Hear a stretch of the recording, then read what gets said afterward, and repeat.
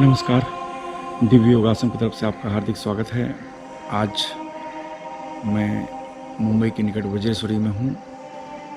सुबह के 4:30 बजे हैं और यहाँ पर पंचांगुरी साधना चल रही है। अभी भी दीक्षा समाप्त हुई है।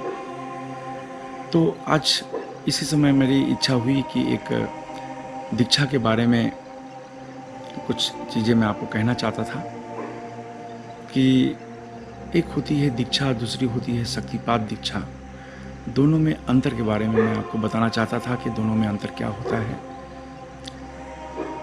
जब कहीं भी कोई शिक्षा ग्रहण करने के लिए कहीं स्कूल में आप जाते हैं तो आपको पहले एडमिशन लेना होता है, और जब एडमिशन लेने का मतलब है वो विषय आपको सिखाया जाता है जिस चीज़ के लिए आप वहाँ पर सीखने जाते हैं।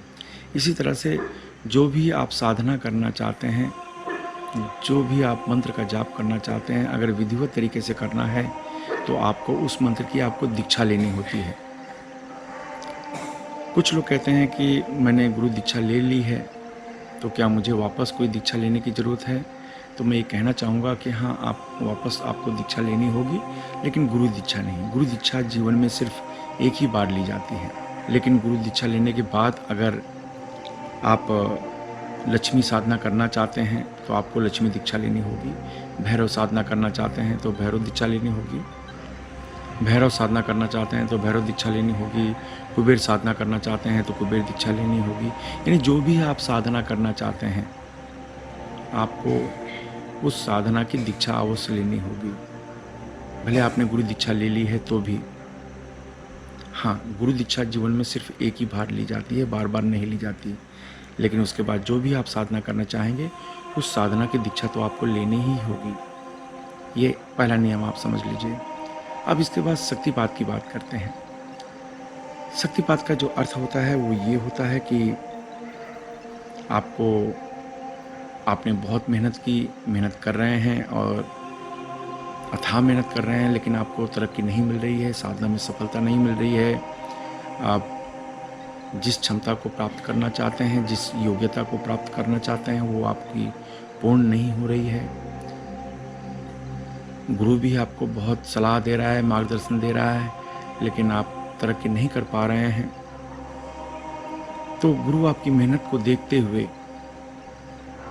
अपनी ऊर्जा में से कुछ ऊर्जा आपको देने की कोशिश करता है।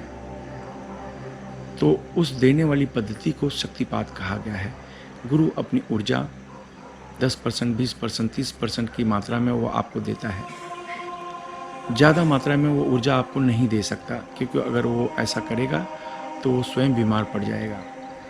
लेकिन आज के कलयुग में 10% से 20% की क्षमता में गुरु अपनी ऊर्जा आपको प्रवाहित कर सकता है। इससे ये होता है कि आपके अंदर सीखने की क्षमता बढ़ जाती है, जो सफलता पाने की क्षमता बढ़ जाती है, और जिस साधना को करने के लिए आप बार बार असफल हो रहे थे उसमें सफलता मिलने के चांसेस बढ़ जाते हैं। तो शक्तिपात दीक्षा का अर्थ ये है कि गुरु अपनी शक्तियों में से कुछ परसेंटेज आपको देने की कोशिश करता है। इसे पैसे से कभी भी खरीदा नहीं जा सकता। यह गुरु के ऊपर निर्भर करता है कि गुरु आपसे कितना प्रेम करता है, और गुरु को अगर आपके समर्पण पर विश्वास है, आपकी मेहनत पर उसे विश्वास है, और गुरु देख रहा है कि इतना मेहनत करने के बाद भी आप सफल नहीं हो पा रहे हो, तो गुरु अपनी इच्छा से शक्तिपात कर सकता है। ये उसको अधिकार है और उसका लाभ आपको मिलता है, आप भाग्यशाली माने जाएंगे।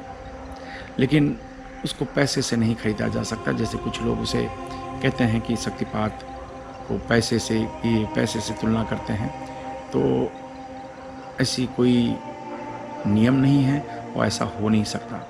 तो आप दिमाग में ये बिठा लीजिए कि शक्तिपात ही एक ऐसा टॉपिक है जिसे पैसे से खरीदा नहीं जा सकता। ये गुरु के ऊपर निर्भर करता है कि वो आपको शक्तिपात दे रहा है या नहीं दे रहा है, या फिर आपको कितने परसेंट शक्तिपात कर रहा है। ज़्यादा करके 10 से 20% शक्तिपात दी जाती है, यानी 10 से 20% की ऊर्जा गुरु अपनी ऊर्जा को आपके अंदर प्रवाहित करता है। वो एक पद्धति होती है जिसे शक्तिपात कहा जाता है। तो आप दिमाग में बिठा लें, गुरु दीक्षा जीवन में सिर्फ एक बार ली जाती है, बार बार नहीं ली जाती। लेकिन उसके बाद कोई साधना करना चाहते हैं तो साधना से संबंधित दीक्षा आपको लेनी ही होगी। इस बात का आप ध्यान रखें। शक्तिपात उस समय गुरु देता है जब वो देखता है कि आप अपने क्षेत्र में सफल नहीं हो पा रहे हैं, साधना में सफल नहीं हो पा रहे हैं, और आपकी मेहनत को वो देखता है कि आप मेहनत कर रहे हैं लेकिन सफल नहीं हो पा रहे हैं। तो गुरु अपनी मर्जी से आपको शक्तिपात दे सकता है। आशा है आप इस पद्धति को समझ गए होंगे।